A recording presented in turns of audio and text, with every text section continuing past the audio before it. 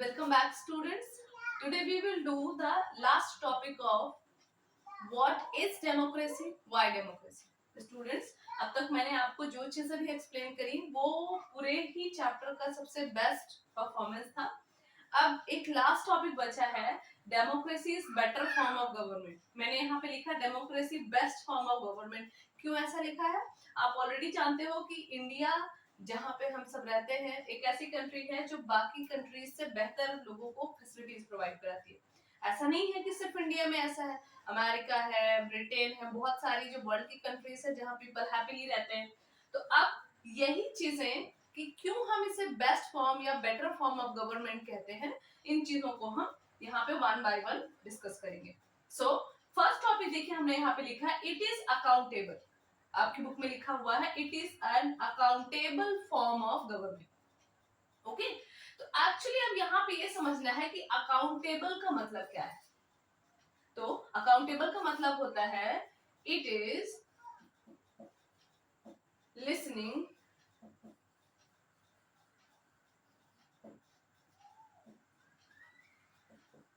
To the people. Okay, means accountable is listening, ready to work for the people. Very simple, ready to work for the people.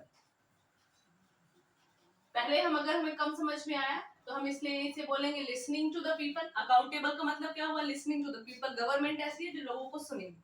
Okay, अभी हमें तभी भी clear नहीं हुआ तो हम दूसरा क्या लिख देंगे, ready to work. मतलब एक ऐसी गवर्नमेंट जो हमारे काम को करने के लिए तैयार है. ठीक है, तो हम क्यों कहेंगे डेमोक्रेसी बेटर है दूसरी गवर्निंग सिस्टम से? क्योंकि यहाँ पे ये अकाउंटेबल फॉर्म ऑफ गवर्नमेंट है. एंड अकाउंटेबल का मतलब होता है it is listening to the people. आप अपनी जो भी प्रॉब्लम है गवर्नमेंट में उसे रिप्रेजेंट करते हैं. हमारे रिप्रेजेंटेटिव जो लोकसभा में है, लोकल लेवल का हो गया ग्राम पंचायत, उससे ऊपर हम चाहेंगे तो जो नगर निगम है, उससे ऊपर हम चाहेंगे तो हमारा एमएलए है, एमएलए रिप्रेजेंट करेगा लेजिस्लेटिव असेंबली में. लेजिस्लेटिव असेंबली का हेड है चीफ मिनिस्टर. उससे ऊपर जाएंगे तो हमारे जो एमपीज हैं, लोकसभा में हमारा हेड है प्राइम मिनिस्टर. तो इस तरीके से सारी बातें हमारी गवर्नमेंट सुनती है हमारे रिप्रेजेंटेटिव के थ्रू.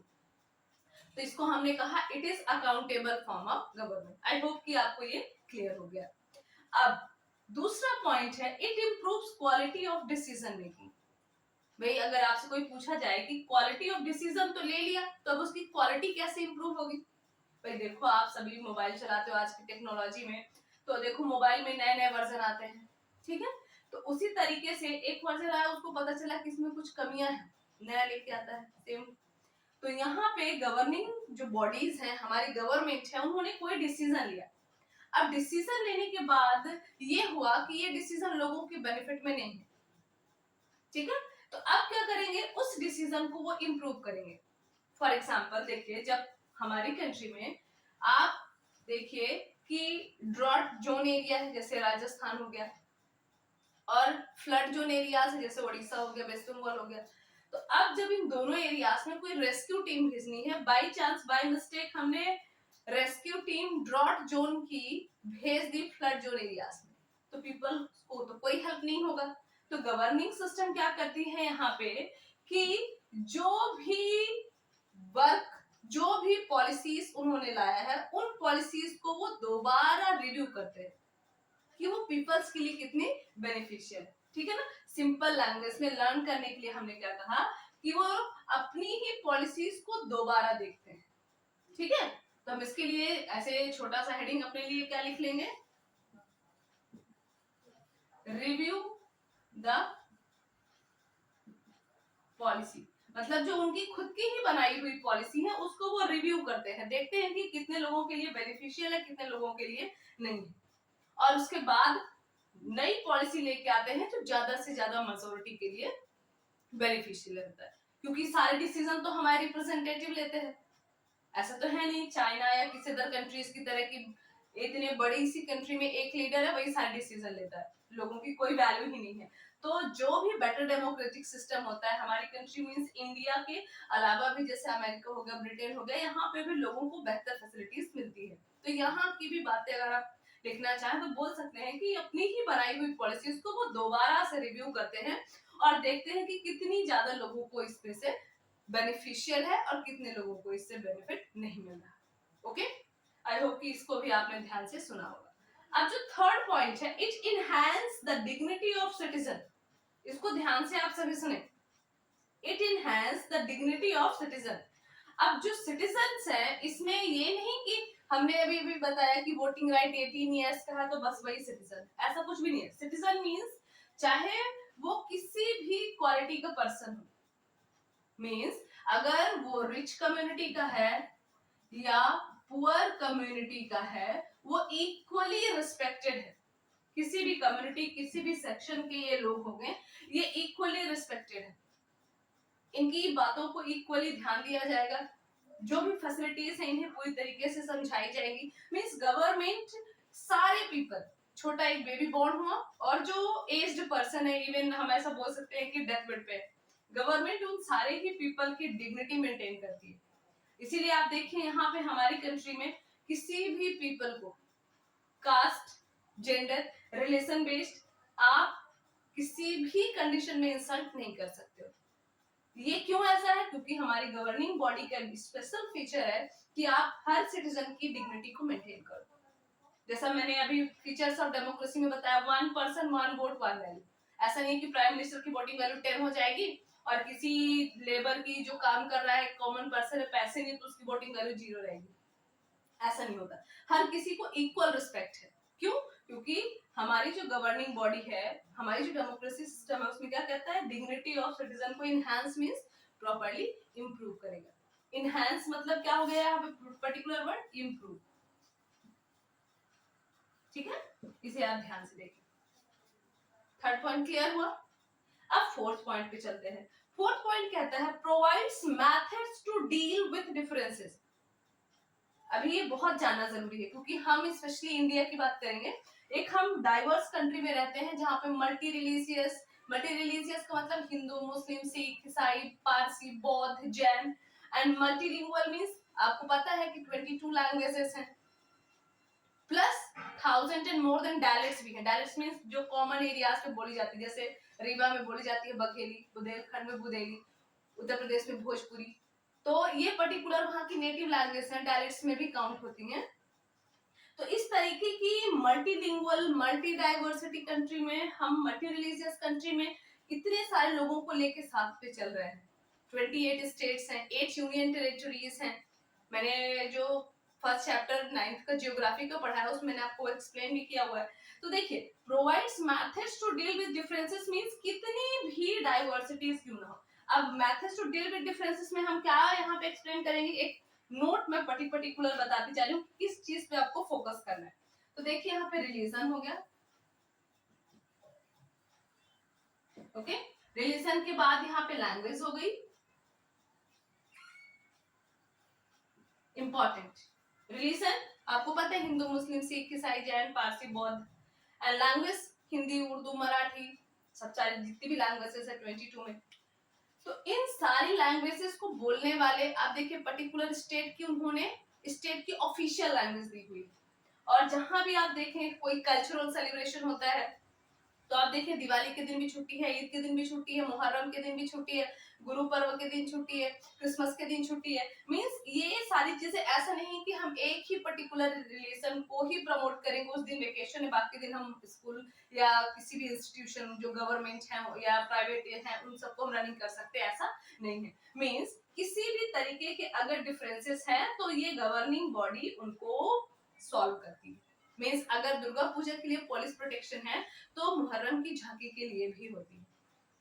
इस तरीके से हर किसी भी टर्म में अगर आपने गवर्नमेंट को इन्फॉर्म किया है तो गवर्नमेंट आपको प्रोटेक्शन देती है। इस तरीके से वो डिफरेंसेस को जो आपस में क्लासेस होते हैं उनको मेंटेन करती है। क्लियर ना? अब जो लास्ट है, इट अलाउज अस, लिख सकते हैं। अस मींस हम, मी तो बोला नहीं है, अस मींस जो गवर्निंग बॉडी है, हम सभी, to correct its own mistakes. मींस हमने अगर कोई भी गलती करी है तो हम उसको सुधार सकते हैं। यहाँ पे रूम भी एक पर्टिकुलर वर्ड होता है, it gives us room to correct its mistake. देखिए कई कई जगह पे कोई लोग बोलता है it gives us room to correct this mistake, तो रूम मीन्स यहाँ पे क्या होता है, स्पेस। ठीक है, रूम का मतलब क्या होता है, स्पेस। मतलब हमने कोई गलती करी है, क्योंकि we all are human beings, गलतियां होना नेचुरल है, कुछ ना कुछ तो गलती होगी, जब गलती होगी तभी तो कुछ नया निकल के सामने आएगा। पर हम इतने रिजर्व नहीं है कि अपनी गलती हो गई तो हम उसे मानेंगे ही नहीं, सुनेंगे ही नहीं। फ्लेक्सिबिलिटी है हमारी गवर्निंग बॉडी में, तो इसलिए allows room to correct its own mistake. ऐसा भी लिख सकते हैं आप, रूम मीन्स होता है स्पेस। बाई चांस कोई गलती हो गई, कोई मिस्टेक हो गई, तो हम उसको सुधार सकते हैं। गवर्नमेंट की कोई भी पॉलिसी, हमारी भी कोई बातें जो हमने अपनी गवर्नमेंट तक रिप्रेजेंट करी, बाई चांस कोई भी गलतियां हैं तो हम उसको इम्प्रूव कर सकते हैं। हमारी इस बोर्ड पे अगर हमें कुछ ने गलती की तो हम इरेज कर देते हैं डस्टर से। उसी तरीके से गवर्निंग बॉडी, ये जो रूम है वो डस्टर का काम करता है। वो दोबारा मीटिंग्स को कंडक्ट करते हैं और एनालाइज करते हैं कि हमारी कौन कौन सी गलतियां हैं जिससे लोग अफेक्ट होते हैं, और उन सारी ही गलतियों को वो इम्प्रूव करके नया बिल, नई पॉलिसी लाते हैं। ठीक है, तो ये आपके 5 important democracy as better form of government, best form of government, कुछ भी करके आए क्वेश्चन तो आप इसको लिखेंगे। एक बार हम जल्दी से रिवाइज करा देते हैं। Democracy as the better form of, best form of government. पहला, it is an accountable form of government. Accountable means it is listening to the people, all the needs, all kind of problems. Secondly, it improves the decision making. Quality of decision making means review, अपनी ही terms की, अपनी ही policies को review करते हैं कि जिससे लोगों को बेहतर रिजल्ट मिल सके। It enhance, third point, it enhance the dignity of the citizen. Citizens means किसी भी कैटेगरी के, किसी भी कम्युनिटी के पीपल हो, इनको इक्वली रिस्पेक्ट दिलाता है। इनहांस मींस इंप्रूव करता है, उनकी जो कंडीशन है उसे इंप्रूव करेगा। ओके, जैसे आप देखिए जो मिड डे मील है वो सारे बच्चों के लिए दिया गया, क्योंकि भाई कुछ बच्चे कैपेबल फैमिली से आते हैं, उनको सब मिलेगा, कुछ नहीं आते तो उनके लिए चाहिए। ऐसे ही अंत्योदय योजना है जिसमें जो 2 रुपए किलो गेहूं चावल मिलता है, तो वो सारी कम्युनिटी के लिए है, जिनको नहीं मिल पाता तो गवर्नमेंट उन्हें प्रोवाइड कराती है। एंड फोर्थ पॉइंट है, provides methods to deal with the differences. Differences means आपस में जो लड़ाई झगड़े, कॉन्फ्लिक्ट है, तो उनको ये मेंटेन करता है। जैसे मैंने आपको बताया कि रिलीजन है, लैंग्वेज है, और बहुत सारे टर्म भी आ जाएंगे इसमें। रिलीजन, लैंग्वेज इंपॉर्टेंट है इंडिया का सबसे ज्यादा, इसलिए मैंने इसे फोकस किया। And last, it allows to correct its own mistake. कोई भी गवर्नमेंट की पॉलिसी, कोई भी टर्म जो हमने गवर्नमेंट को दिया, गवर्नमेंट ने जो लोगों के लिए इंप्रूव किया, कई बार उसमें कुछ ना कुछ लूप्स, कुछ ना कुछ वीक पॉइंट्स होते हैं, तो गवर्नमेंट उसे रिव्यू करके, अपनी मीटिंग को कंडक्ट करके इन सारी चीजों को बेहतर लोगों के लिए रिप्रेजेंट करती है। ठीक है, ये हमारा कंप्लीट हो गया। अब एक लास्ट का सब पॉइंट मान लेंगे जो बचा हुआ है, उसका है ब्रॉडर मीनिंग्स ऑफ डेमोक्रेसी। ठीक है ना, क्योंकि हमारी बुक का जो एक हेडिंग है उसे तो क्लियर ही होना चाहिए। तो ब्रॉडर मीनिंग्स ऑफ डेमोक्रेसी जो है, तो आप उसे देखिए कि डेमोक्रेसी डिग्निटी मेंटेन करेगा, डेमोक्रेसी कॉन्फ्लिक्ट मेंटेन करेगा, इसके अलावा भी डेमोक्रेसी क्या है। ठीक है, ये टॉपिक सबसे ज्यादा इंपॉर्टेंट है। क्यों? क्योंकि हम जो रटते हैं वो हमें भूल सकता है, लेकिन हमने जिसको थॉरली गेन किया कि आखिर डेमोक्रेसी है क्या, तो फिर उस चीज को हमें भूलने में ज्यादा परेशानी होगी। मतलब चाहे कि भूल जाए तो भी नहीं भूल पाएंगे। तो देखिए,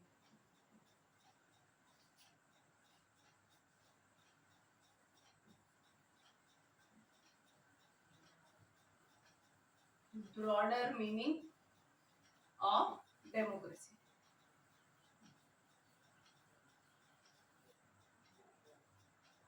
अब देखिए, मैंने इससे पहले कहा ब्रॉडर का मतलब क्या है कि सब कुछ। जैसे क्या होता है कि नैरो थॉट्स, लोग बोलते हैं ना नैरो माइंडेड है, और ब्रॉड थिंकिंग, तो उसी तरीके का ये डेमोक्रेसी है। अभी तक हम एक चली चलाई चीज को पढ़ रहे हैं कि ये ऐसा होता है, ये ऐसा होता है। अभी डेमोक्रेसी इसके अलावा भी होता है। तो वो क्या है, देखिए, अब डिग्निटी मेंटेन हो गई, सबको फैसिलिटी मिल गई, लेकिन एक्चुअली तो डेमोक्रेसी जो वर्ल्ड की जितनी भी कंट्रीज है, अगर देखा जाए तो अभी भी किसी भी कंट्री में डेमोक्रेसी 100% नहीं है। ठीक है ना, वर्ल्ड की किसी भी कंट्री में 100% डेमोक्रेसी नहीं है। ऐसा नहीं कि सारे पुअर, सारी चीजें, गरीबी सिर्फ इंडिया में, बाहर भी आप जाके देखें, वहां भी गरीब लोग रहते हैं। तो इसलिए 100% डेमोक्रेसी कहीं भी नहीं है, लेकिन सारी कंट्रीज एफर्ट कर रही हैं कि हम डेमोक्रेसी को इंप्रूव कर सके, बेहतर बना सके, जिससे हर किसी को चीजें मिल सके। अब कब 100% डेमोक्रेसी होगी? जब no one goes to bed in hungry condition, या ऐसा भी बोल सकते हैं no one goes hungry to bed, दोनों तरीके से आप लिख सकते हैं।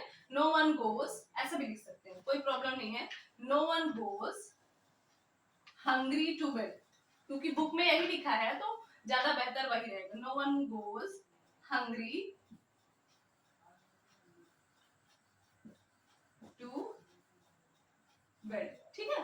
अब देखो no one goes hungry to bed, भाई कोई भी भूखा ना सोए, क्योंकि there are lot of people in the world those who did not get even meal within a day twice, 2 बार खाना भी ऐसे बहुत सारे लोग हैं जिनको नसीब नहीं होता। तो ऐसी कंट्री जहाँ पे एक सबसे रिचेस्ट कम्युनिटी रहती है, दूसरा जिनको खाना तक नहीं मिलता कि खाना खा के सोए, बेचारे भूखे पेट सो जाते हैं, तो ऐसी कंडीशन में हम कैसे कहेंगे कि डेमोक्रेसी? फिर तो वो डेमोक्रेसी नहीं हुई। तो हमें ब्रॉडर मीनिंग में क्या लाना है कि किसी को भी भूखा ना सोना पड़े, हर किसी को फूड फैसिलिटी मिले। इसीलिए मैंने अभी स्टार्टिंग में लास्ट पॉइंट में कहा था कि अंत्योदय अन्न योजना जो 2 रुपए किलो चावल गेहूं की चली हुई है, मिड डे मील जो बच्चों के लिए चली हुई है, तो गवर्नमेंट के एफर्ट है, लेकिन तभी भी बहुत सारी कम्युनिटीज ऐसी हैं जो छूट जाती हैं, गवर्नमेंट उन्हें नहीं प्रोवाइड करा पाती है because they are sometimes unidentified, कोई भी कार्ड्स कोई भी फैसिलिटीज नहीं है।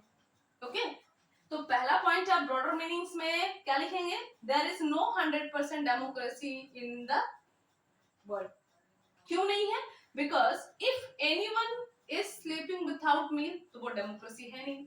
तो क्या होना चाहिए? No one goes hungry to bed. अगर हमें लाना है डेमोक्रेसी तो हर किसी को खाना मिलना चाहिए, उसके बाद ही वो अच्छे तरीके से डेमोक्रेसी कहलाएगा। ओके,